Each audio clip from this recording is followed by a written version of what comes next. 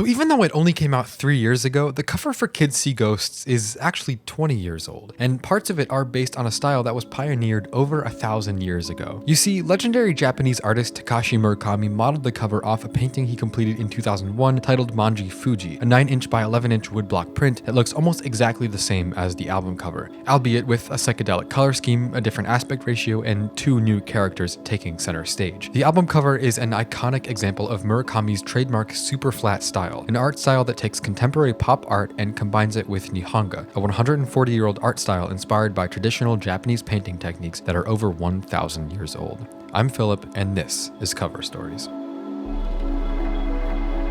Right now, you can get membership to Curiosity Stream and Nebula for less than $15 per year. That's literally $1.25 per month for access to exclusive versions of my videos early and ad-free, with new original content on the way soon. K.T.S.E Ghosts was a huge breath of fresh air, not only for Kanye and Kid Cudi, but for music as a whole. In an era where more songs equals more streams equals more sales and better chart performance, K.T.S.E Ghosts strongly rejects filler. It's only 23 minutes long with just 7 tracks. Short and to the point, you can listen to the whole thing over and over and never get bored, because they just didn't do too much. It's everything it needs to be, at some points full of revelations, hopes, and dreams, while at the same time focusing on the way both Kanye and Kid Cudi have been disconnected from society over the years due to their struggles with mania and depression. Kanye and Kid Cudi essentially serve as the perfect duo. They've been through the same struggles, but here they're at different stages, and they play to each other's strengths and weaknesses perfectly. Kid Cudi is, for the most part, the voice of reason for Kanye, while Kanye explores the deepest corners of his mind, misanthropy and mania included. People absolutely loved K.T.S.E Ghosts. It was a huge hit. The deeply personal subject matter, grungy, alt-rock instrumentals, the massive excitement around 2 of the biggest rappers alive coming together as one. Obviously, such a huge moment needs an icon, something to represent its sound in the visual arena, and who better than Takashi Murakami? Takashi Murakami is a 60-year-old Japanese artist who was born and raised in Tokyo. As a young man, he studied at the University of Tokyo to become an animator, but he had a change of heart and eventually switched to studying Nihonga, which is a style that you might not know by name, but you've definitely seen. Nihonga is, besides the anime style, the iconic Japanese art style. Inspired by painting traditions from as far back as 1,000 years, such as those pioneered by Sheshu Toyo and Tencho Shubun, Nihonga modernizes their methods while staying true to the spirit of traditional Japanese art. When Nihonga first appeared around 140 or so years ago, it was as a reaction to the more Western-inspired yoga style that had become popular throughout Japan. The most common characteristics of Nihonga include mineral-based pigments, painting on scrolls and screens, and the portrayal of landscapes, birds, flowers, or scenes from Japanese history. Some of the most famous Nihonga painters include Hashimoto Gaho, Shunso Hishida, and Yokoyama Taikan. Nihonga is also strongly influenced by painters of the Edo period, such as Hokusai, perhaps one of the most famous painters of all time, the man behind paintings such as The Great Wave off Kanagawa, Fine Wind, Clear Morning, Tenma Bridge in Setsu Province, and many, many more. Other painting styles that influenced the Nihonga era include Kanoha, Rinpa, and Murayama Okyo.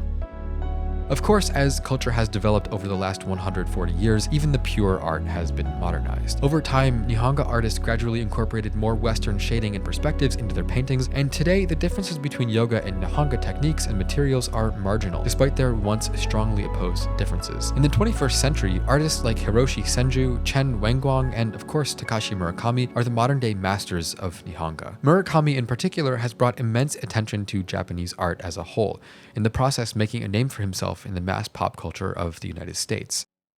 After finishing his education, Murakami quickly got tired of the boundaries and limitations of Nihonga painting and started exploring contemporary art, which he also didn't like, believing it was too heavily inspired by Western trends and that Japanese culture had, in some ways, died after their defeat in World War II. Some of his first big projects were Hiropun and My Lonesome Cowboy, 2 sculptures that I can't actually show here because, well, you should just look them up after the video. Anyway, one of Murakami's big frustrations early in his career was that the Japanese art market in Japan wasn't big enough, and he felt he couldn't grow as much as he wanted to. His solution was that he had to leave Japan and establish himself as an artist in New York City, and then import his own art back to Japan to make a bigger impact than he otherwise could. Murakami wanted to make art that was uniquely Japanese, but he was finding that drawing from Japanese high art, as in Nihonga styles, was confounding and obscure to the contemporary consumer of art. So he turned to low art, anime and manga styles to express himself.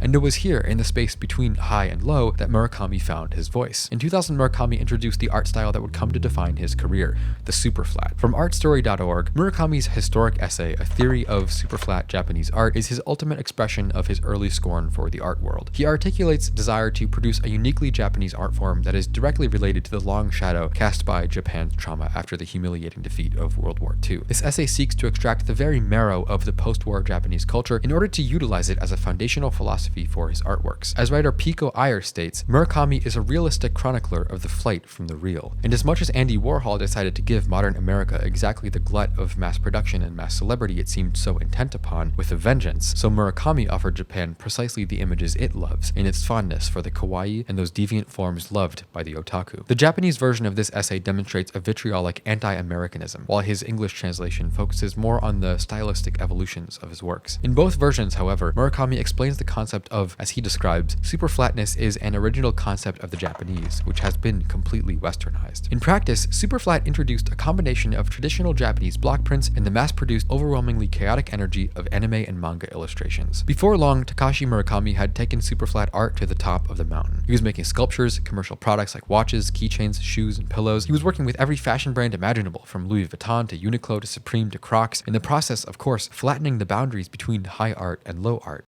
Murakami is one of those artists whose vision is so strong people will do anything just to own something he made. No wonder he gets along so well with Kanye.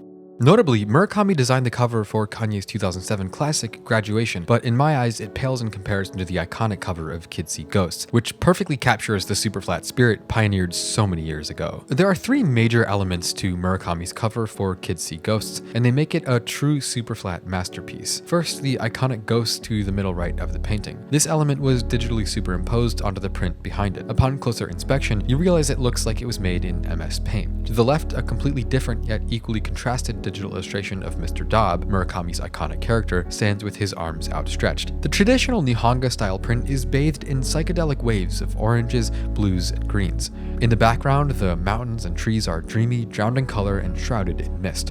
They're barely there. In all, it's a somewhat confusing album cover. Basically reused from the 2001 Manji Fuji print, the added energy from the cutout ghosts and altered color scheme do a lot to make the piece feel more energetic and lifelike, whereas before it was all greenish and brownish. Not my cup of tea.